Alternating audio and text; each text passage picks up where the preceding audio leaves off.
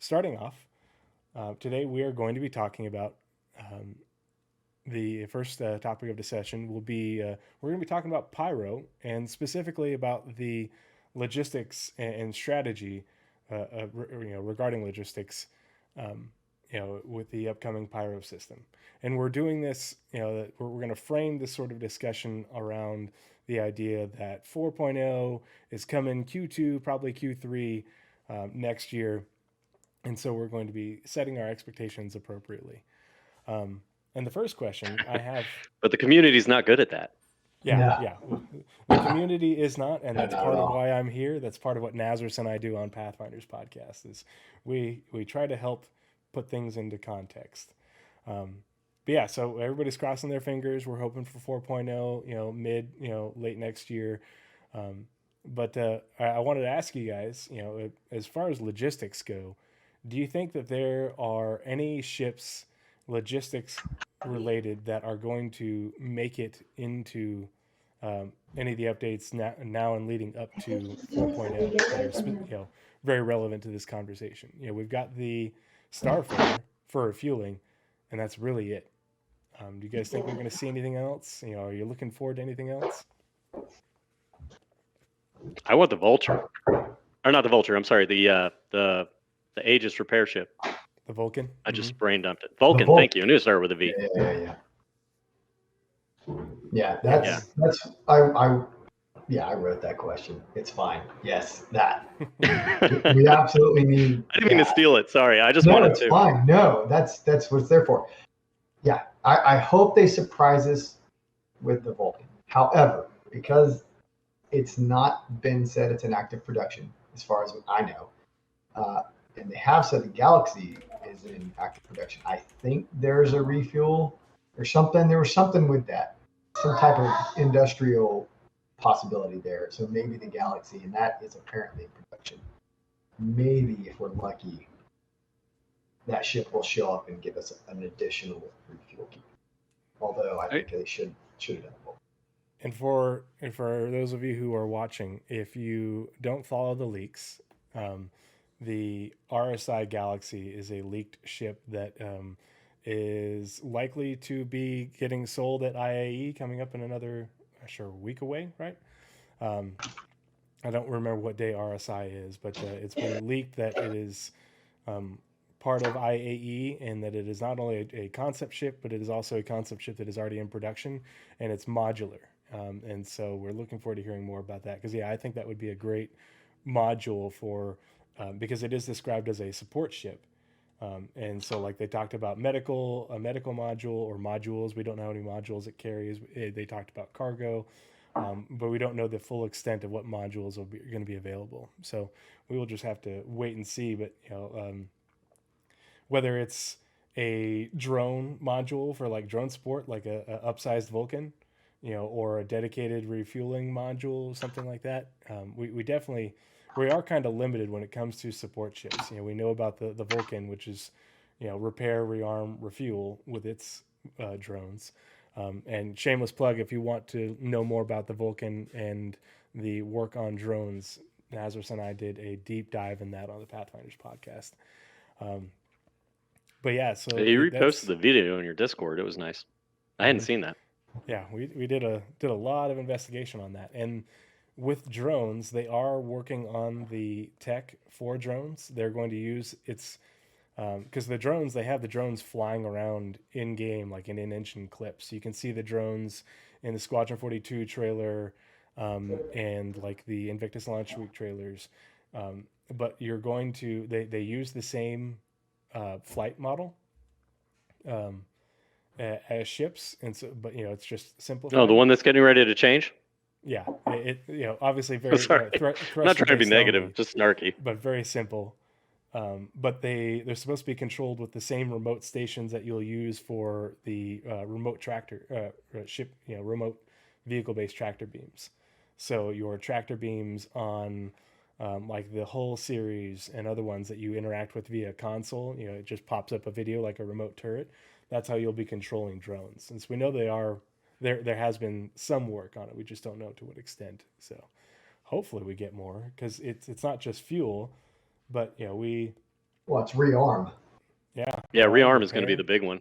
and repair, which Yeah. that's going to be interesting. So is it basically going to be a handheld attached repair gun, like duct taped to the bottom of the drone, and it just spews That's out the- material in like patches holes? And the question That's- is also, does it need that recycled material composite, the RMC that they talk about, the Vulture think making I think and the they have Reclaimer to. making? I think Yeah. they have to, because otherwise it's just another beam, and they have to get away from just another beam.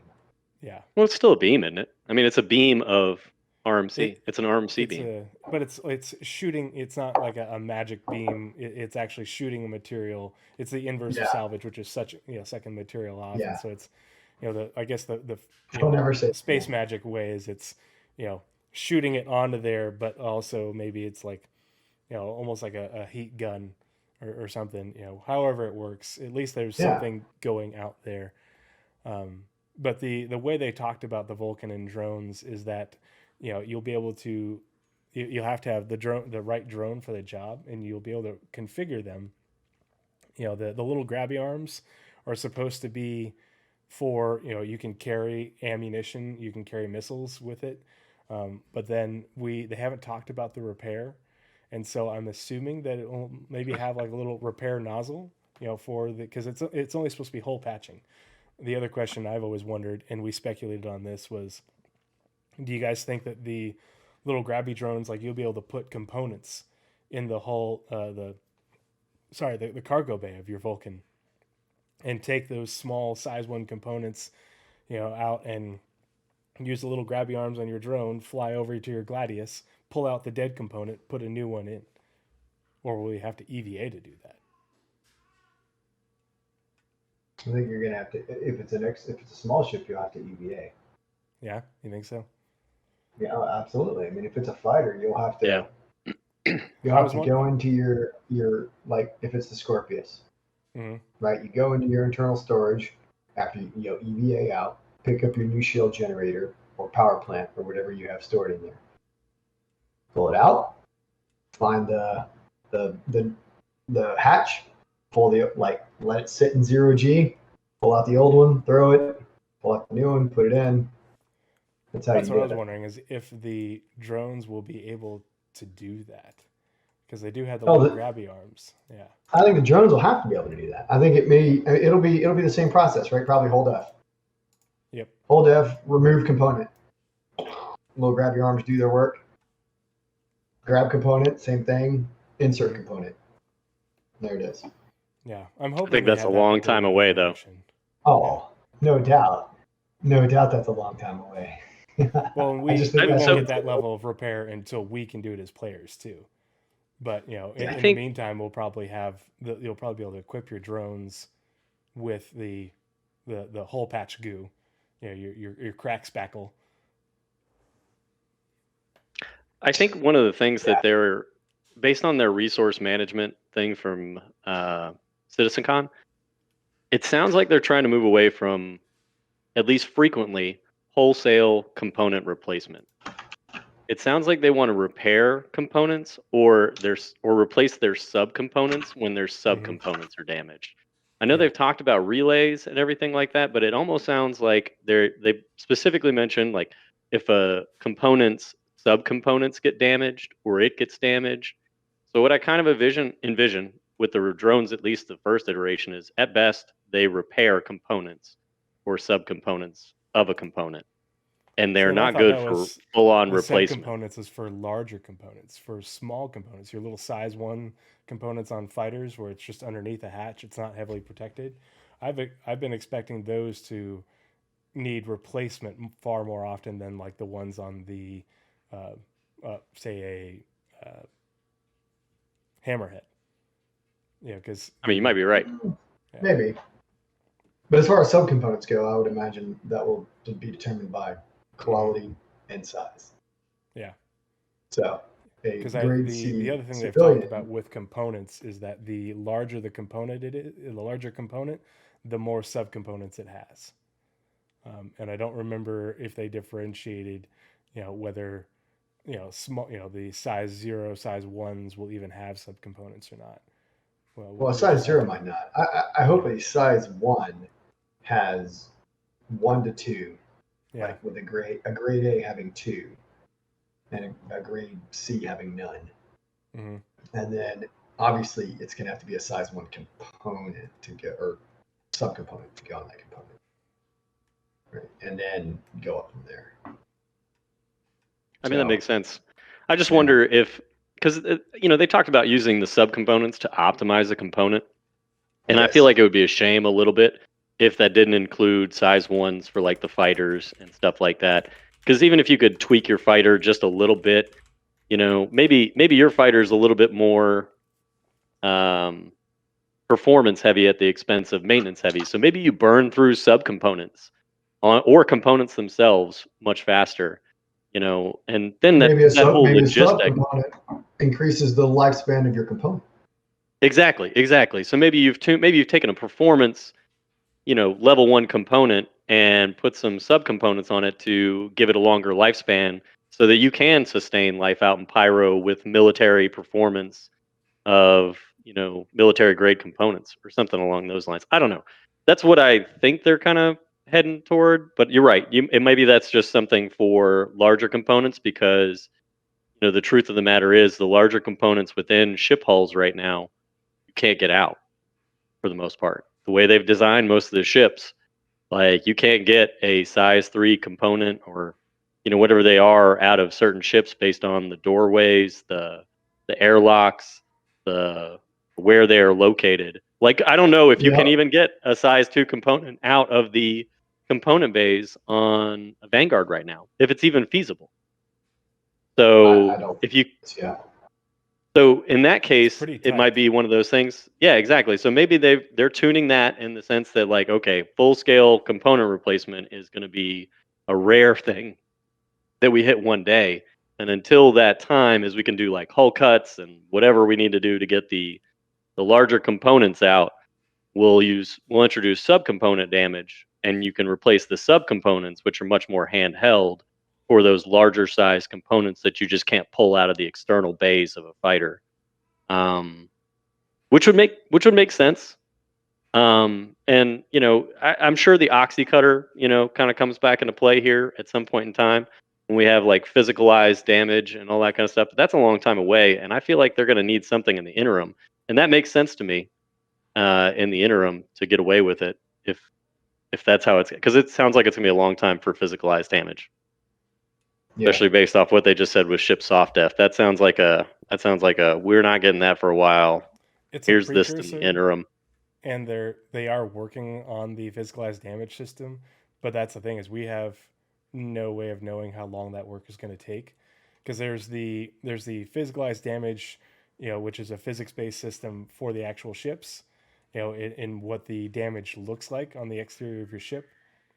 But then there's also the physicalized damage in that your components take damage, and they need to either be repaired by replacing subcomponents or replaced. Because like you were talking about, I think with the components, not only will you have fuses that you will have to replace that get burnt out, when you get damaged, but like these subcomponents that you can customize, for whatever task, related debuff that you want, or performance related, not debuff, buff that you want.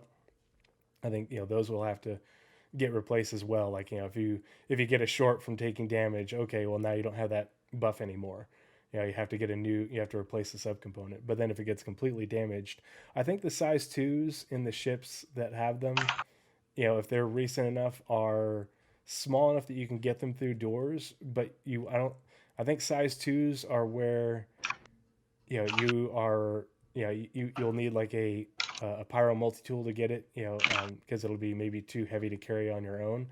And then like size 3s, you'll need either a cart or the industrial tractor tool to move it. Pull it out. Industrial tractor tool. Have you guys done a deep dive into that? Because I remember seeing a sprint that ended in December last year of that one. The asset April is made, this year, and I don't know if there's any additional work that they need to do for it in order to bring it in game. And I've been expecting them to release it with 318 along, with the industrial salvage tool, and we have heard hide nor hair. The only time we've seen is we haven't. They showed us the concept art, and we've seen it like in the editor, not in engine. Yeah. But the industrial tractor or the industrial salvage tool, when they showed us off the hand salvage like back in May, he had the industrial salvage tool on his back as he was EVAing around. So we know they're working on it. We don't know, if they need additional work, because they said when they were doing the ship based salvage, they didn't want it to look like just a stretched, scaled up version of hand salvage. And we don't know if they're doing anything different for the dedicated tools. But and I know a while back they have said that players will not be able to replace capital size components. If you'll be able to replace the subcomponents At dry of dock. capitals. At dry dock. Yeah. Let's talk about dry dock, by the way. When they say Well, dry dock, I'm like, well, I'll jump in and I'll say I was looking at the chat and Ghost said something about needing tools. Yes, all that. But I think the broader problem is as you were saying, a lot of the components don't fit through the doors that we've been given. Yeah. So if you try to pull an S3 power plant out of the Carrack, it's not leaving the engine bay. So no, you're gonna have to do a hull cuts, which is not the intent, right? So I'm curious how they're going to rework that. We should or are supposed to be able to replace up to size 3 components manually if required. Yeah. Right, which is what makes a Carrack slightly the ones that you couldn't do, and the Carrack is. It makes it slightly more approachable as a deep space explorer than an Odyssey, because if your capsized power plant and shields go in an Odyssey, you cannot replace them. Whereas in a Carrack, I can put some in my storage and take them back to the engine room and replace it and get myself going again. So there's a component there I don't think CIG has looked at. And maybe they have. Maybe that power plant is narrower than we think it is, and it will rotate and it will slide out the door. But the ones I've seen in don't look to be the right size, or maybe they're just barely going to slide through that door. Mm-hmm. Yeah, so a common theme with power plants is, at least where I expect them to go, right? We use this in the Navy and on ships, is selective, what they call selective tripping. So bottom line is, when you take battle damage, the idea is that your upstream fuses and components fail before the true power sources. So like your main power generators and your main bus work. Yeah, exactly, right? You want to lose the little things, the little loads that are driven by the big things before you lose the big things. So anytime you take battle damage, the idea is, okay, I'm going to lose fuses first in the fight. That's going to be one of the first things to go. And then upstream of the fuses are going to be the subcomponents attached to the components. Because I think what they're going to try and promote is one of the last things you're going to actually lose fully, or, FUBAR, damage beyond all repair, is going to be like your big component, at least in the terms of the power plants, or the bigger components. I think that with the bigger ships, they're going to try that selective tripping module, where it's going to be, all right, fuses first, and then the next thing to go is subcomponents, and then after that, it's going to be damage to the big component, but it's something you can fix. Right. Not something that requires wholesale replacement, or at least that would be my guess. That's how I would do it. I guess my thought process, though, is if a railgun round goes through your power plant, it's going to bypass everything associated with. Oh, we're talking about the physicalized damage aspect changes that whole game. Well, right, and that's what I'm talking about. Long term, like, you're absolutely right. I think for the initial, again, we're only going to see fuses break, and then we replace that, and it's fixed, right? And those fuses are probably what's going to enable soft kill. Because if you get enough fuses damaged, the ship just shuts off. Or if you do enough hull damage, the fuses just go and the ship shuts down. Yeah. Now, that's cool because, right, they're trying to fake for now. Yeah, but that's great because after you repel boarders, in theory, if you have fuses on board, you can then bring everything back online and go about your way, unless someone finishes the job. Yeah, and that's good gameplay still. I can take that in the interim while we wait for Sure. procedural damage. From an But engineering, resource management, repair aspect, that seems to make sense to me. but once we get to physicalized damage and we have ballistic rounds that are working their way through the hull, right? And they cut into your power plant. Well, now what do you do? Well, that's when we go back to the point that CIG has said we're going to be able to replace these components at size 3 and below. Okay, well, maybe you didn't think about how big these things are, or Well, it sounds like and stuff. it looks like they're Maybe they did. prepping because hull cuts look to be a thing. When they showed that video of salvage and they Mhm. showed that you basically have a cutting tool and you can see that the Crusader, like the cockpit, had basically a line, basically for sections of the hulls. Like they'd But you already would have outlined it out. then have to have a plan for where, like I own a Carrack. There's no place I can imagine where you would cut through the hull to insert a new power plant. Fair enough. So where would I cut through the hull in engineering to put this thing in there, right? And because there's really not a place. There may be underneath the engine compartment. That may be like if you look at the back of the Carrack, directly underneath the engines on the rear of the ship.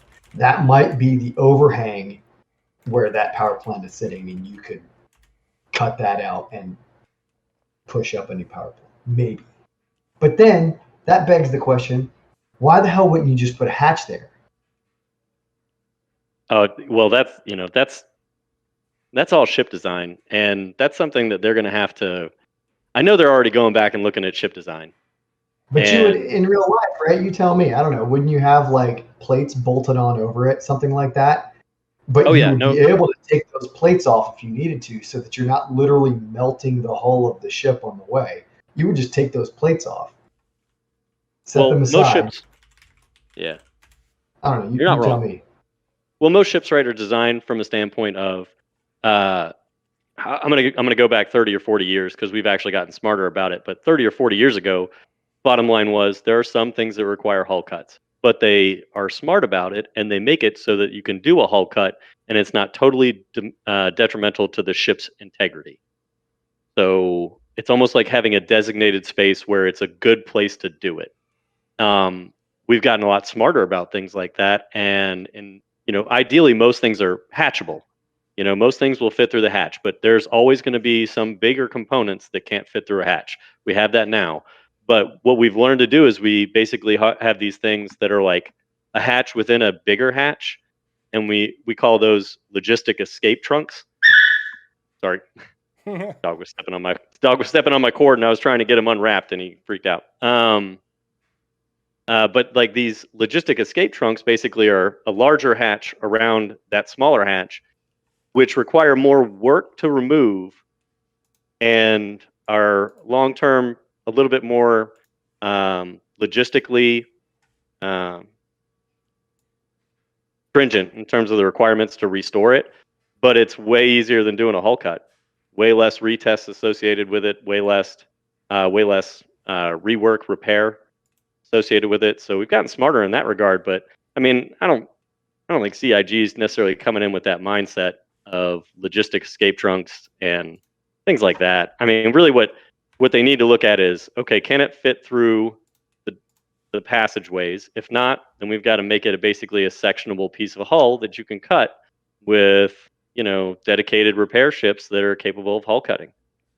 Then, if necessary, getting it through those hull cuts. Otherwise, you're looking at a lot of interior redesign for a lot of ships. Yeah, they definitely have to avoid that. So this was my bad because I got us on this topic thinking about the logistics of repairing components, and we segued all the way into resource management. So I'm going to bring us back. I'm going to I grab thought that my. was the I'm gonna Well, we grab can topic my for just today. continue resource I was management. going to say it was the topic for today, right? But yeah, let's just we can hit that's the logistics next. topic.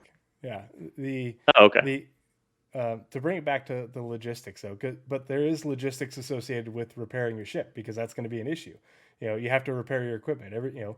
We've got an armor officer and a Navy engineer who, like if your equipment isn't working, part of the biggest challenge is making sure your equipment continues to work when you're forward deployed, when you're on ops. And so that Yeah, is looking one for of that the sweet supply logistical system challenges. gameplay. And so we initially we were talking about this, related more to fuel, but um, it isn't just fuel though, because I mean fuel is a big consideration. Like I linked a video in my Discord about the supply train just to keep M1 Abrams tanks refueled or keep them fueled up, and how much goes into that because those things are absolute guzzlers. And the next question that we had, and we initially said, will they limit fuel? And I changed it to say, will they limit fuel and other resources at certain locations? Because those resources include components, being able to replace your components when we have physicalized components, not just being able to say, click repair. Well, okay, what if they can repair your hull, but you can't get do you think that they'll limit what components are available, or, that do you think that'll be part of the simulation, either initially or otherwise? Nightcop, why don't you start off? I hope so. I mean, I think that's the most. It builds the best gameplay. I mean, Pyro in and of itself, right? It's going to be a lawless frontier. Components are going to be hard to come by. Fuel's going to be hard to come by. So any kind of logistics are going to be that much tougher. But that's the idea of that struggle. And honestly, I want that struggle more even in the Stanton system. Like I want to have to, when you put a component on a ship that costs a lot, either in time or money to get, it's going to mean that much more to you when you lose it. It gets broken. You need a new one if you're one of the out and pyro personnel. Like it's going to dramatically affect the way you play the game. It's going to be one thing to just take your best fighter, your best multi-crew ship out into pyro space and expect to dominate the battlefield out there in the short term. To move it, make it your regular system, and deal with the time and the logistics to stay out there and stay out on top. Well, you're going to need good components. I doubt you're going to find military grade hardware out in the pyro system, or at the very least, it's going to be really rare. And even just like making sure you stay refueled and rearmed. Ballistics, they're starting to retune the weapons again. Hopefully, those kind of stay at a. I kind of like their mentality of like, hey, these are really good, but logistically they are hard to maintain supplied. I'm not saying I want to keep the ammo counter so low or anything like that, but I love the idea of, man, you're really saving those ballistic rounds for when you're in a bad spot, or when it's like, okay, shields are down, kill shot time, and I use them sparingly because I know it's going to be hard in pyro logistically just to even get new bullets, new ballistic rounds for the guns and stuff. And I want that. And I love the idea even of components, and stuff like that. It's like, I got military grade hardware in this ship. I'm going to pick and choose my fights real carefully in pyro, because even if I get damaged in the process of making that kill, I have to know that the next fight I may not win now as a result, or I lose some of my advantages. That's what I want. I want that kind of gameplay. I want there to be rarity. And I want components to be rep gated more than anything else. You want God, components to be what more than anything else? reputation gated. Oh, rep gated. Gotcha. Yeah, no, that Yeah. makes sense. Like, So I'll offer something on that. You talk about ammunition being limited. Why could you not? Maybe not for smaller ships, because smaller ships it doesn't make sense. But for larger ships that want to carry ballistics, ships with an interior hull like a Freelancer or whatever, why could you not purchase a box? The box has ammo, and then when you go, you have the option then to restock from you have to be on a pad, right? But instead of drawing from the station input or the outpost input, it draws from you have an option to select your ship. And then it rearms you from your ship input. So you could carry 10,000 rounds. You could carry a Freelancer Max full of ballistic ammunition and then just resupply off that. I think that's a great idea. Have you guys noticed, by the way, on that same line of thought, have you noticed that some of the weapons are designed to actually have ammo boxes on them? Mhm. Like if you look at a Yeah, they did that the ages Gatling? and ages ago. They did that. They did that back in like 3.0, and you used to have to go in and and it was horrible because the interface just did not work that well, and you had to like select the right ammo box to feed your ballistic weapon. It was horrible. They may go back that way, and I think it was bad because the interface was so twitchy at the time. But they did that. They tried that years and years ago, and they may go back to it. But yeah, I I kind think of they want them kind of to on the stopped. fighter level. Yeah. If it's size 3 or below, I'm okay with that. Like put me in EVA reloading that little the Gatling As weapon long as box it's on the bottom of the out in ship, deep space. it's I'm going to down be on with the it. bottom of the ship, so that if you get out and you land, you don't have to fly up to orbit to reload your gun. You can do it from the ground if you want to. That's what ladders and trolleys are for. That's what Yeah, ladders and but trolleys are as for. That's why an they're doing those. expeditionary fighter, you may not have a ladder or a trolley. That's true. That's Like true. so for But I mean, Scorpius, it has internal storage. If I want to carry 200 rounds of extra ballistic ammunition, I can't access that on the ground because it mounts from the top. yeah. But think about it. You just built a reason to sacrifice cargo space in your A2 or your M2, C2, whatever, to put a ladder in Will you the cargo please space. with this silliness? No, it's Look good. at a It's good ladder. gameplay. It's good gameplay and Let me logistics. I roll love out that my idea. trolley, roll out my trolley out the back of the ship. Well, they Climb up. Think about that. If you want to establish though, like your A2 or whatever as a forward operating base on, you pick a Pyro Moon, right? And you want to have a small contingent of fighters, a Scorpius, a Gladius, whatever, and you bring components with you. So you stock the A2 with components. You stock it with the things you need to be able to replace the components on the ground, like a ladder, trolleys, whatever you need, tractor beams. Now we're not just thinking about the logistics of, well, I need ammo boxes. I need components. I need the equipment necessary to repair these things in the field, and one of those is a ladder that I can use to like climb up on board the Gladius. What human ship, though? What human aircraft right now? I mean, they all require ladders for maintenance, but how many of them feed from the top of the aircraft? okay. Oh no, I So mean, don't get me wrong, that's a before you design get issue. going though, they did show Not many. and they did show None. characters pushing the step ladder thing across a hangar deck. So Yeah. So I support the concept of a stepladder. I do. There's not an aircraft. I will ask the chat if you guys know of an aircraft that literally loads its bullets from the top. Tell us because I want to know. And how long was it? How long was it in service? I'd be fine with if I had to sit there and input a new box of ammunition into a ship. Just don't make me again. We go back to don't make me load every damn bullet at a time. Yeah. But like.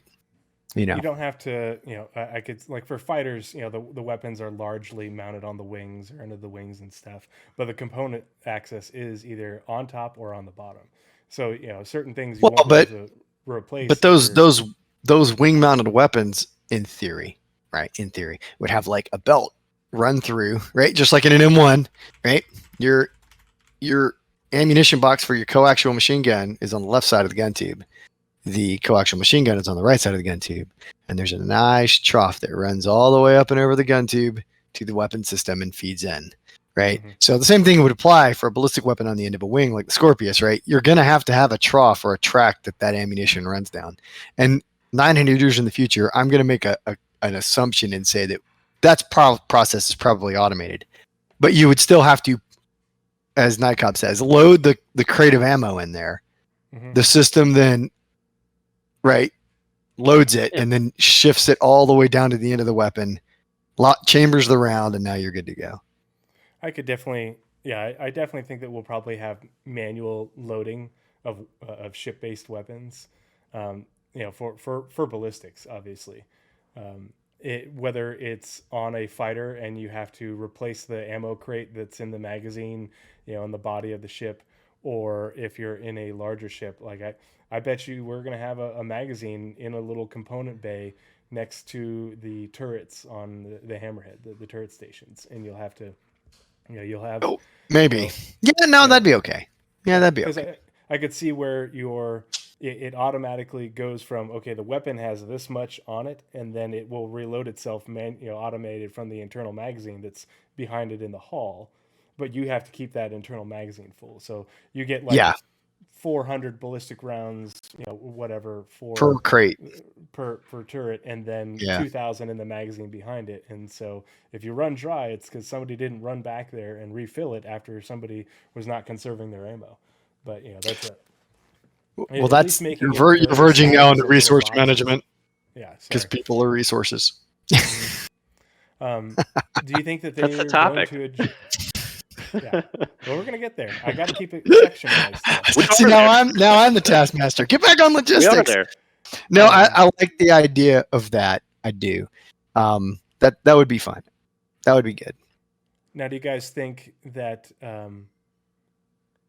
we're going to see an increase in server population that will facilitate logistics gameplay, or are people just going to be running back to the Pyro space stations? Because Yeah, we I talked don't. about availability of things. The description on the deliverable for Pyro space station says adding small rundown rest stop stations to the Pyro system, which provide basic services and use limited interiors. So basic services. Do you think that we're going to have people playing the logistics aspect of the game and resupplying people, other than bringing things via to support quantum to the space stations? No. No. I'm going to disagree. So I say yes and no, right? So not beyond fuel, because they've not said anything about giving us the ability to resupply ammo. Mm-hmm. So from the perspective of I can take my handheld salvage gun, put it on reverse, and spew out a bunch of gunk and patch your hull. Okay, yes. In that, you can dock with a Starfarer and you can top off if you run out of fuel, or if you planned to run out of fuel, because you have to do that because you're in a light fighter or something. So you're going to plan to run out of fuel and have a Starfarer come pick you up and let you go the rest of the way. Sure, yeah. That's one person though, right? In that Starfarer, in deep space, in a huge, enormous system. But when you talk about planning logistics gameplay, I think you gotta have two things. You gotta have a player count that supports large org fights that last longer than 30 minutes. Because you got to run out of hydrogen fuel, or at least come close, so that you need to pop back and resupply, potentially have somebody patch your hull. If we stay at 110 or whatever it is now, I think it's 110, right? And you have 120. two. Player Is it 120? Is it 120 cap now? Yeah, up to. Yeah, they kind of maintain it around 110, but it's Maybe like that's what it is. they'll let it get up as high as like 120. I've only seen 110, I guess. I'm not playing enough. I should play more with you. All right.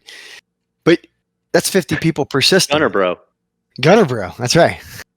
Yeah, it's 50 people per system, right? So if the scaredy cats, if the space dads like me are hanging out in the Stanton system, and we're in all the freaking space crazy like Avenger 1 or bebopping around freaking Pyro, just murdering everything they come across, right?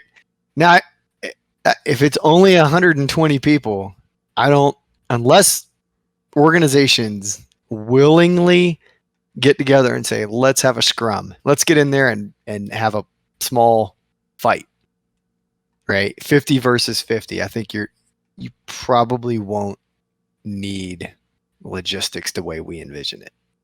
That's just my opinion. So I don't know. You disagree. Let me hear it. Well, I'll change some of your numbers real quick, because what we're talking about is Pyro. Pyro's coming with 4.0. And they're not doing Pyro until some form of static server meshing.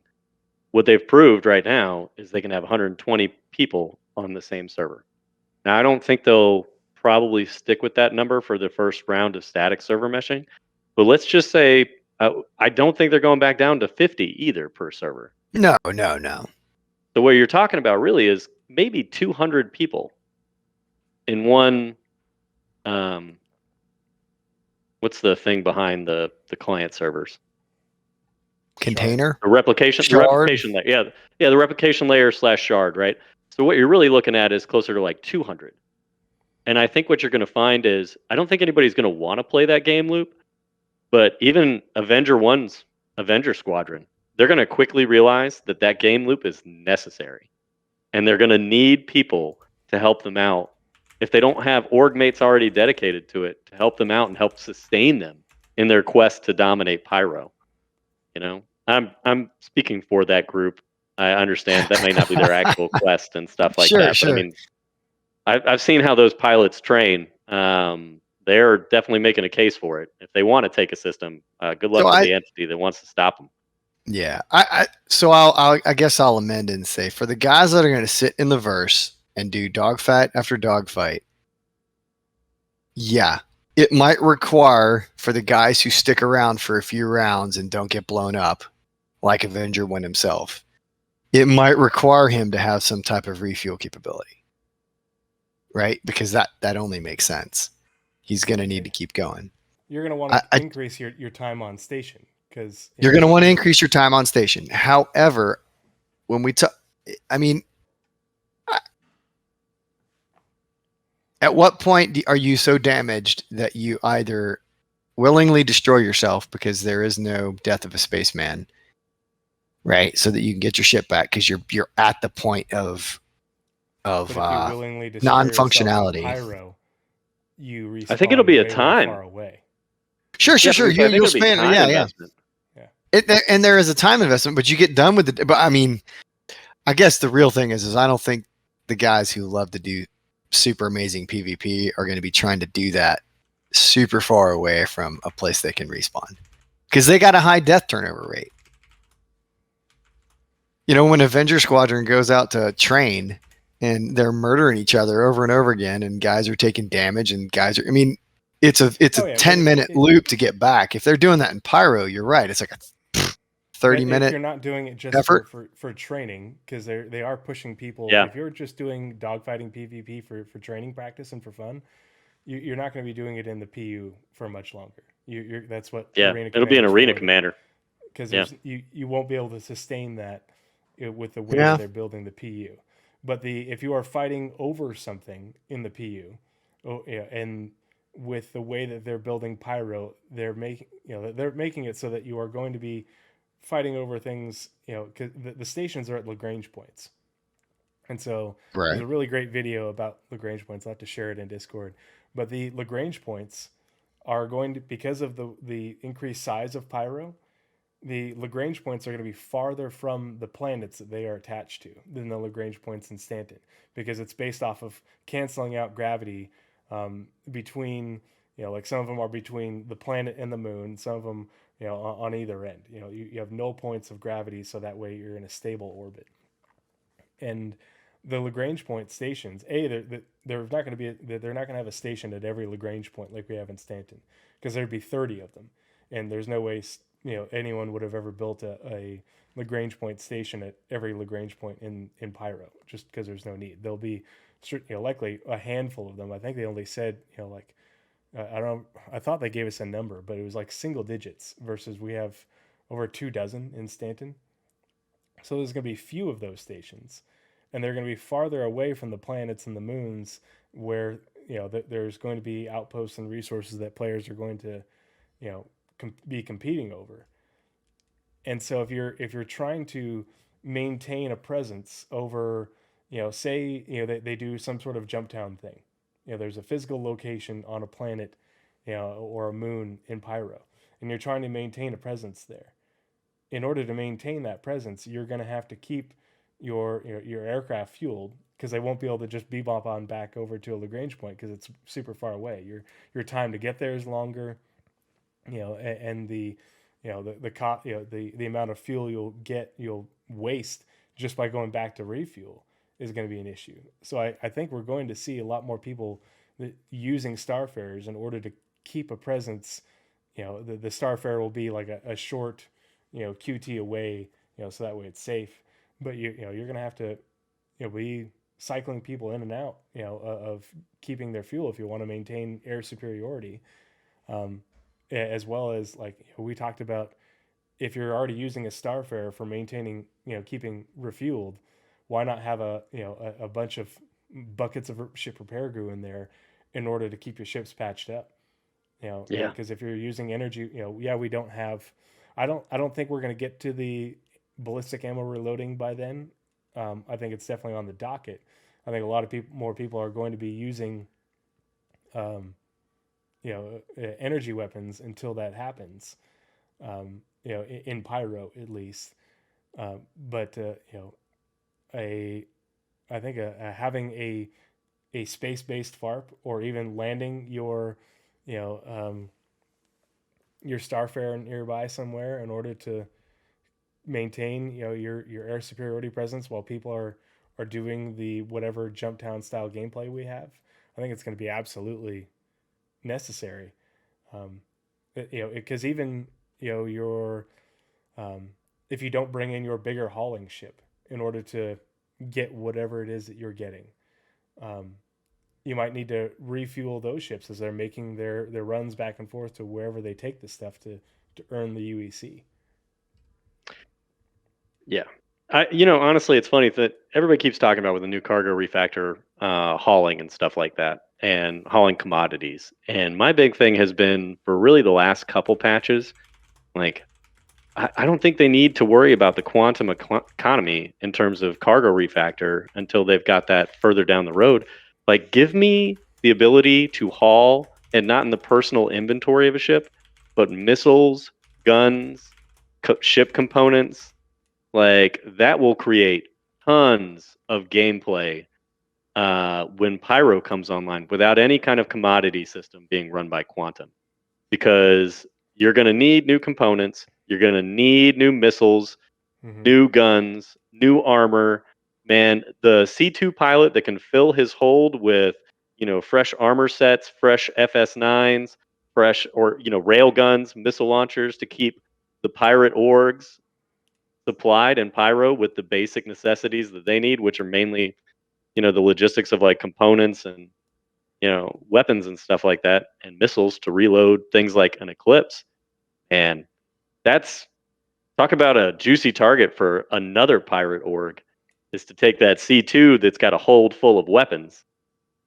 Like, that's actually more valuable than a commodity. You could make a Yeah, and C2, soft assuming kill you it. could, yeah, soft kill it, and assuming you could take all the weapons, armor, and ammo out of it.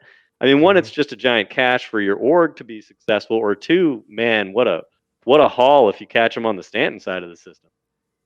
Like, I don't need commodities at that point in time. Like, we already have some of the tools necessary to make hauling attractive and lucrative gameplay. And I know it's more like gun running at that point in time, but I mean, that's a kind of hauling. Yeah, That's kind of hauling what, something. but that's kind of lends itself to the Star Citizen gameplay. Yeah, How many? exactly. I mean, there's cargo runners, and then there's mercenaries who are out there to just cause havoc, and the two need each other to survive. And I think that's a great way to do it. If we could have a commodity that was missiles and ammunition and whatever else we want, armor and FPS, right? I buy a crate of 35 FS9s and all the ammo required for it. And then I haul that out and I stick that in my cargo.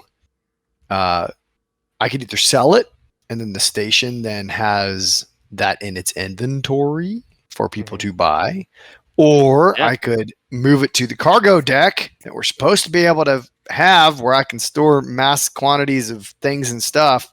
And then that cargo deck, then I can draw from that a crate of ammo or a crate of whatever, and then Well, especially or once we have persistent hangars, because if you have a persistent hangar that you're storing stuff in like that, and we don't have it yet, but the once org permissions become a thing, and you can set up those crates to be, oh, okay, well, this crate is in my hangar.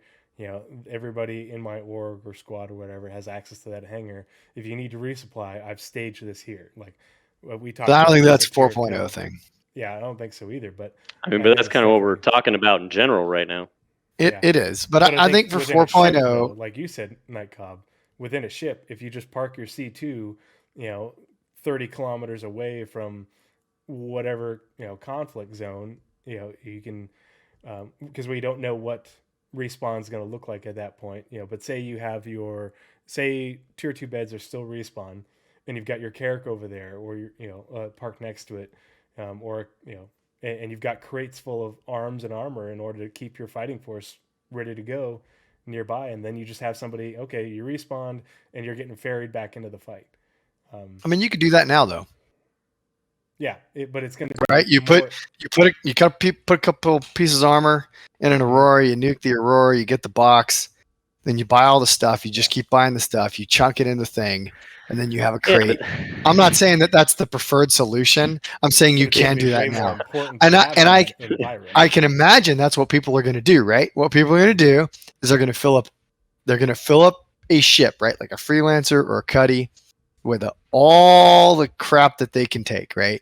You're going to fill that crate with stuff, and they're going to burn out to a safe spot somewhere in Pyro, well, and then you can buy the crates now. That's part of 318 is you can buy the crates to fill it up. But then they're gonna store that ship there, and that's gonna be like, okay, every time I die and I respawn somewhere in Pyro, I'm gonna go back here. I'm gonna pull this ship. I'm gonna go back in. I'm gonna re-equip myself, right? And then I'm gonna go. And if you're in a C2 or a Carrack or something with beefy shields, you could then take that ship out. And then your entire organization can draw from that box. And, if you have a spawn bed, as you said, if it's a tier 2 bed, right? They just come back in, they go to the crate, they kit back up, and then they go back into the fight and they do what they're supposed to do. And I mean, that's logistics that works now. For FPS. It's just uncomfortable. Well, right. And it only works for FPS. But I don't think you're not going to put a size 9 torpedo in one of those SCU boxes. You fold it up. No, you can't. You fold it up and you. I don't think you can fit a size. Cutting tool and digital magic. Yeah. You can't fit a size 2 missile in an SCU box. I'm pretty sure. Oh, diagonal. I bet it would fit. Like one. Well, you can put like one in there. Those aren't that big. Once you hit size 3, that's right out. And all of a sudden, boom! And you're like, oh, what happened? Oh yeah, no. Physically, if it was a physical representation, I agree with you. I feel like size 1, size 2 missiles would probably fit in an SCU box. But the problem is with their silly little, this takes up 72,000 micro SCU or whatever for certain weapons and stuff like that. Like the moment you get, I think, above size 2 missiles, like you can't fit it in the inventory of a ship, the personal inventory of most ships where it's like, man, if I could, I know I've seen that size missile, physicalized on my wing of my Gladius. I'm pretty sure I could fit 100 of these in the back of my Aegis Titan on the cargo deck, area. And it's like, I need that. And that's the big thing that we would be missing in the game in its current state, that I feel like if they could just get that in there somehow. I guess the issue, I don't need commodities for a while. I guess when I say we're not going to get logistics the way we think we are, or the way we want, is they could give us a commodity box that is a rack, right? And in that rack is a stack of missiles, right? Boom, one SCU, it's about that long, yay high. It's got, let's say, 20 missiles in it. You still don't have a methodology to load it out in the verse with another player. So the most you can do is fuel, and the most you can do is patch holes and hope that a wing and a weapon wasn't lost. Right? So if you lose a wing or you lose a weapon, right, you can't fix that. If players are conscientious and they keep track of what their hull's doing, and then they turn around and they run when they need to, then the guy with the industrial spray tool can patch you up, and you can do some logistics there, and you can do some fuel. I think you're right for if they do like a Pyro jump town, and you've got a bunch of guys in a heavy atmosphere planet that are hovering or flying and attempting to provide air cover, then you have a good use case for fuel. But until we get to that next step where, right, you get the Vulcan and it can use a drone to hang a missile or even tier 0, dear God, tier 0. Let me put that commodity we're talking about on the Vulcan. And then when I pull up next to the Vulcan within proximity, I don't have to dock with it. He doesn't have to use drones. We're just close, right? We're within like 5 meters of each other. And then he can resupply me, right? And then I can go back into the fight. right? Tier 0, baseline resupply. That would be good. That would be amazing. And then that would really super enable the community to put a FARP out and have it be a refuel, rearm point.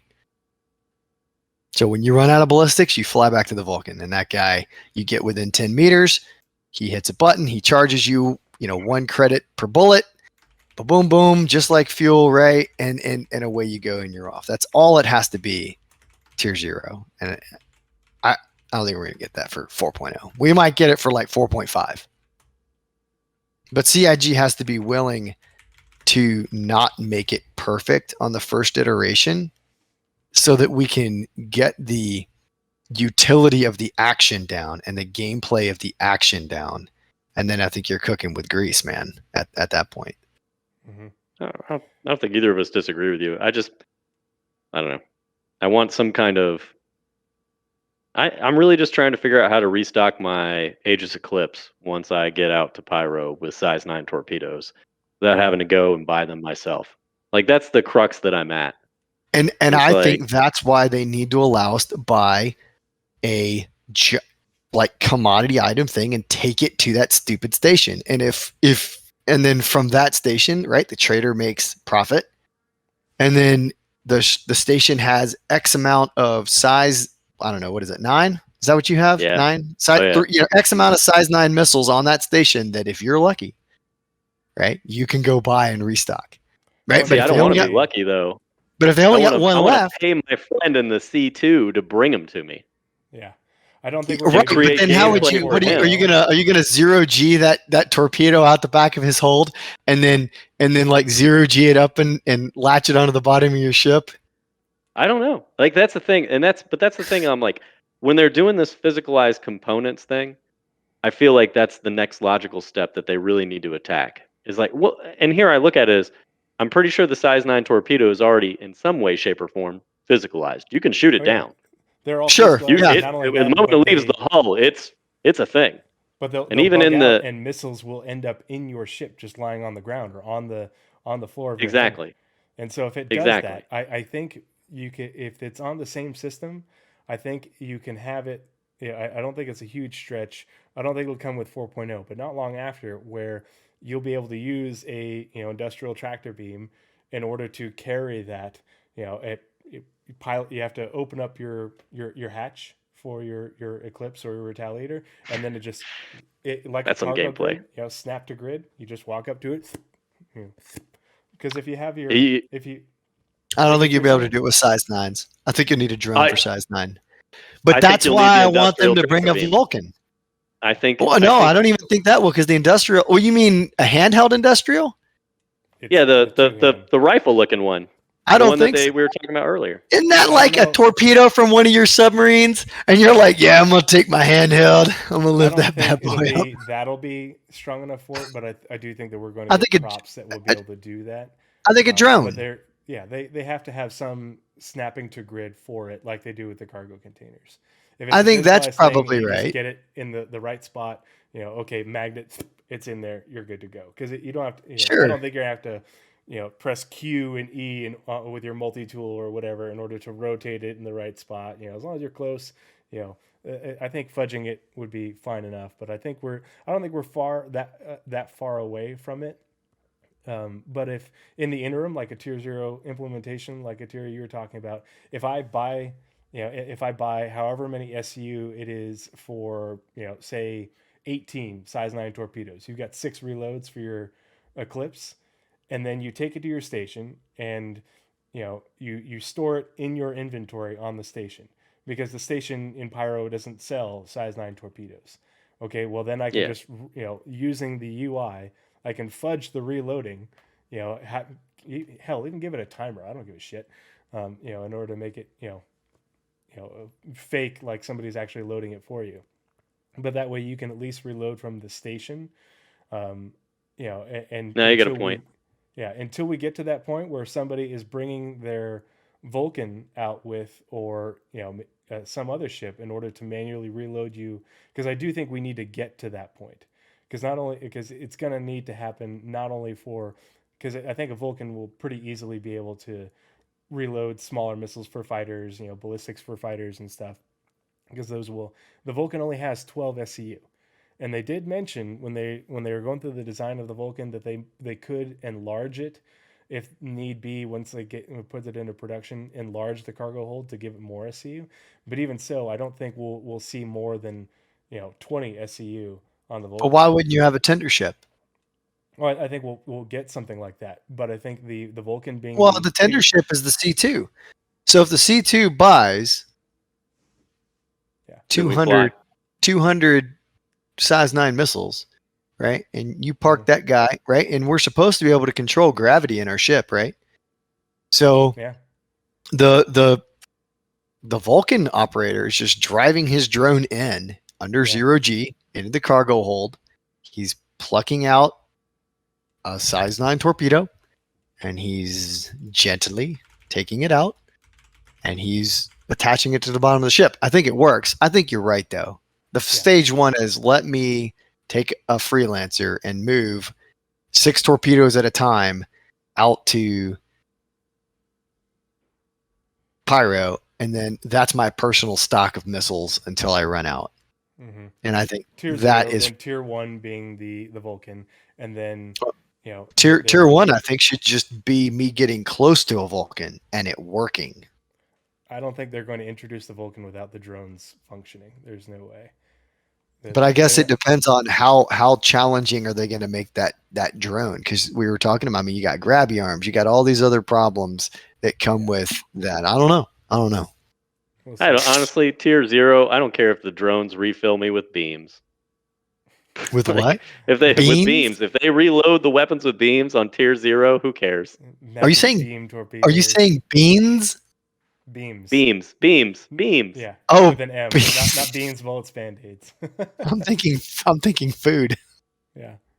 It must be hungry. I definitely think that we're going to see an advancement in the necessity for some logistical support, in Pyro, just in order to be competitive, as well as to be more profitable, because there are going to be areas where you're going to be mining in Pyro, and in order to do even economic gameplay, you're probably going to need some logistical support.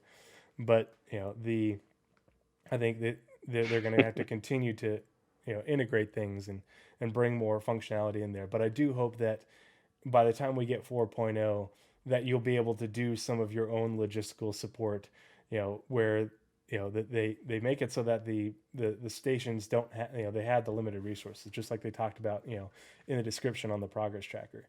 And in order to overcome that, you can bring your own resources from Stanton to Pyro, stage them, and you can at least go from there in the interim for those sorts of things, especially if it saves you money, versus paying maybe the station does have it, but they're in limited supply, and you're going to pay like 5 times the price for a size 5 or a size 9 torpedo, and you're like, okay, well, instead I'm going to ferry mine in there and do it at a cheaper rate. I'd like to see that. So that's kind of one of the other gameplay things I expect to crop up, man. Starfarer pilots and other, we'll just start with Starfarer pilots to begin with. Like that whole idea, when the resource management system breeds out from ships to outposts, I can't even imagine how much work a Starfarer pilot's going to have when they have to actually start regularly ferrying fuel from Stanton to Pyro just to keep the outposts alive. I look forward to that moment. You're going to see Starfarers like all the time. Oh yeah. And it's going to be lucrative gameplay because the demand's going to be high. You don't think the Quantum's going to keep the station reasonably? Oh, I think the Quantum will too. But I mean, like players will see that opportunity as well. I think 9-1. I think you still got an option there to make money in that system. Yeah, to make money. Well, because it's not just logistics for your org and yourself. Yeah, You'll be able to use logistics ships in order to supplement the Quantum, because like the Quanta, the majority of the Quanta haulers aren't going to risk going into Pyro. Based off the behaviors and trait system that they're building, the number of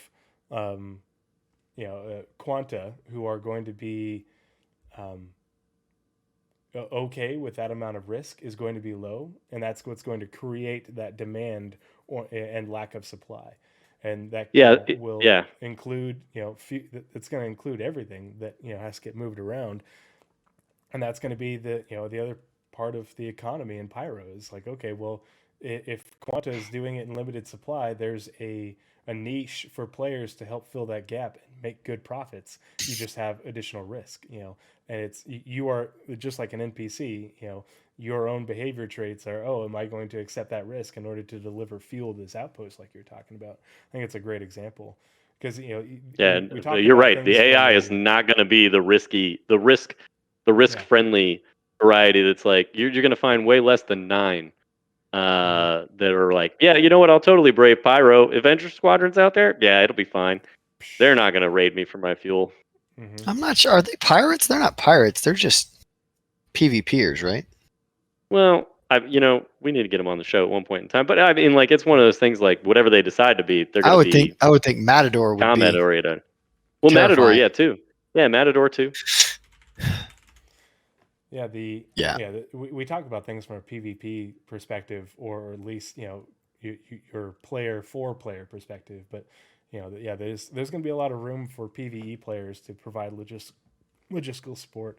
Because I wouldn't even be surprised if these sort of things generate missions, and contracts. Like, hey, we can't get enough fuel here. Bring I us think this the much fuel. And that's the dynamic mission system. The refuel. Oh, you mean like dynamic missions, like the NPC is calling you for fuel?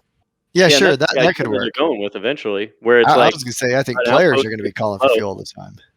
Well, Yeah, that too. But I mean, like the dynamic mission system is where they already have pre-established mission variants, where it's like all you got to do is bring fuel to this outpost because they reached a variable that says, all right, we're low. Spawn the mission. Mission Sure. spawns. Now a Starfarer pilot's got a potential lucrative contract up, and it's like, all right, well, I'm going to do that one because and maybe it increases in price based on how drastically low they are. Mm-hmm. And that's why I think like it'll be one of those things. Because the other thing is the tracker system will track how much piracy or how many attacks are going on in an area, and that will factor into that calculation. So this is how That's much true. we need. This is how far it'll scale based off of, okay, this is how far it's coming from, and this is the the risk factor. X times X times X gives you your payout. And then you just have to decide, is that payout worth it for you? And NPCs will do it based off of their risk tolerance, but players will also do it based off. It's going to have to be a big payout. Oh yeah, it's going to have to be a big payout. Yeah. So I'm going to bring up something that I put in the notes here. The best resource that you could give to yourself for logistics gameplay is finding the most fuel efficient quantum drive. Yeah. Period. Pyro is 13 AU and Stanton is 5 AU. And we were talking about this in my chat because I was looking at some videos. I think the way that they measure the size of a system on the star map is based off of the radius, not the diameter. Because Earth, the solar system on the star map is 51 AU. And the outer edge of the Kuiper belt, what's called the Kuiper cliff, where basically there's just nothing else left. The amount of objects, I think it's 100 kilometers across, just basically goes to near zero. I think that is measured at 50 AU. From the sun to the edge of the Kuiper cliff is 50 AU. So that means the diameter of Sol is 100 AU. And the diameter of Stanton would be 5 AU, or would be 10 AU. But that's whatever the conversion is from AU, from IRL to AU to in-game AU. But it's hard to know, but we do know that the distances across Stanton are not only measured from, on the ecliptic, that level plane, but also like the jump points. A lot of the jump points aren't on the ecliptic. So you may be coming in here and going to another, to a destination on the ecliptic. And so it's actually farther than just saying it's 13 AU across, because, it's the whole triangle thing. Like this part of the triangle is longer. So your jumps in QT quantum travel are going to be substantially longer. Um, and I do think I we're know going to you see said. oh, go for it. Well, so I know you said, Attira, you want, the best bet is going to be the industrial, civilian, whatever, the I one didn't that say gets that. you the most Ghosted. economical, But I think most the most economical. economical, if you want to My, get there and minimize your trouble with fuel. and I think that's great for, like, some players, but like me, I'm thinking about, well, my ideal would be, I want to have to make a decision, and I want the decision to be weighted on something like, okay, there's a lot of combat beacons that pop up in Pyro because it's a lawless system, and you got cargo haulers trying to do the right thing, bring an outpost that fuel and stuff like that. So next thing you know, if I'm into the PVE game and I want to make some money, like these really high payout, combat assist beacons are flying nonstop. But in a system like Pyro, what matters now is how quickly can I get there before the AI pirates destroy the people I'm flying to protect. And now I've got to play it. Yeah, if they spawn in before you arrive, which currently they don't, Yeah. right? So I mean, the issue comes back to, can you get there at all? Mm-hmm. That's So true. I mean, Then it's a choice game. It sure it is, and I think it's going to be, well, this particular argument comes down to, does CIG give you enough damn information in the mission before you take it for you to make an informed decision? So like, does it tell you where the beacon is before you accept it, so that you know if you can get there or not with the ship that you have? Because I wouldn't get take that with the new mission manager app, and the because that's a updates big to deal. yeah, Yeah. because like you said, if it's close by, and the other thing is the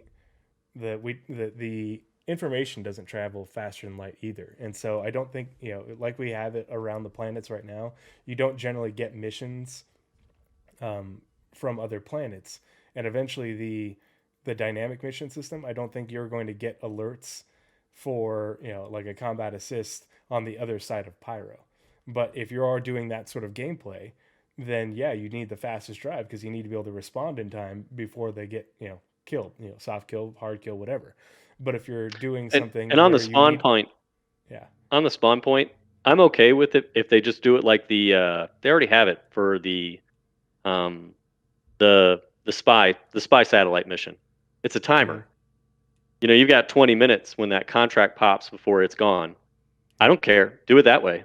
A combat assist beacon where it's like, okay, it's a high threat beacon. That's a larger group of ships. You get a little bit more time, to recruit some buddies and stuff like that. But, maybe the um, low level combat assist beacons pay more in Pyro because Pyro, and then it's a shorter timer. You want to make some more money on the short time missions. Okay, well, maybe I need to have a Starfare buddy or be in good with fuel rats and stuff because I use a military drive to get where I need to go on the contract before it expires. Well, especially if you're I don't know loitering that you're in gonna. a high You risk can't. area. I think that's going to come back down to planning fuel logistics, right? Oh yeah, I agree with you. I just was saying, I think there might be a counter way that they can still incorporate choice. I just hate the idea that Pyro comes along and the idea is, okay, everybody goes to the same Atlas drive, quantum drive, because it's the most fuel efficient. You know what I mean? Like, I want there still to be a reason to be like, I need high spec military hardware, even in a place where it's challenging. But now, because I've made that choice, I have to make a logistical choice to find some way to support myself out there. Mm-hmm. So I have to get in good with a player with a Starfare or And I guess a that would fuel be rat. fine. But that would mean, but again, that comes back to, if you want a military grade quantum drive, that, because the Atlas is civilian. I'm looking at it now with a 2.01 efficiency. But okay, so then you are going to have somebody sitting in a Starfare, and he can be, as Tree said, 10,000 K away, right? And you guys hub off that Starfare until you run out of fuel, and then everybody heads back. And that may be the answer to the test, right? You put him off the main route in deep space, and only you can see him because you have the player pip, and pray that player marker doesn't go away. And then, Well, yeah. and then you just bounce back and forth, right? And you take the mission from his location after you've tanked up. You guys shoot over, you complete it, but you're much closer to the mission area. And then you come back. Or if it's across the damn system, maybe the Starfarer goes with you, and you guys just tank up as you go. Mm-hmm. I've been And exploring then- that a lot as well. Kind of like you're not only escorting the Starfarer, but the Starfarer is keeping you tanked up along the way. Yeah. And then he Same with- stops on the last jump, and then Same with the Vulcan, you guys- but on a shorter hop, probably. Yeah. And I think that's going to have to be the TTP, because we talked about what are the TTPs for logistics. It's going to have to be that, like, just that, right? The Starfarer, you escort the Starfarer, and the Starfarer keeps you fueled. He stops, one jump out, right? Maybe 10 to 20,000 K, and just kind of takes a 90-degree angle and drives away from that path of flight. And then he parks somewhere, he, she, whoever, and then you guys just go back and forth on him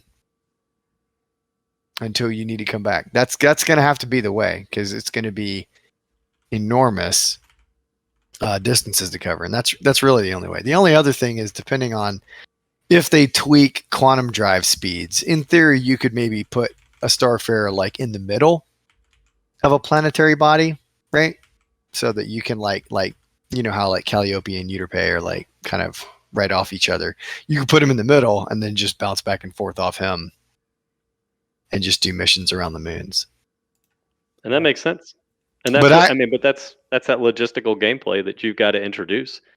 Mm-hmm. And maybe it gives you good reasons. I pray that they give us a reason to. Mm-hmm.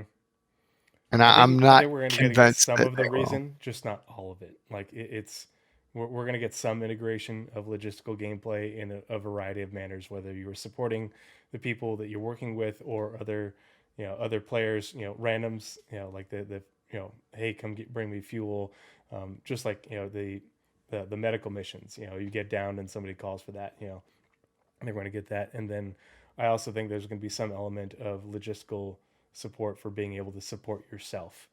But I think we have covered a lot in the logistics aspect of the gameplay. We also burned a little bit of time talking about resource management, and that's my fault. But we're iterating on this, so I'm going to get better as a host and a moderator.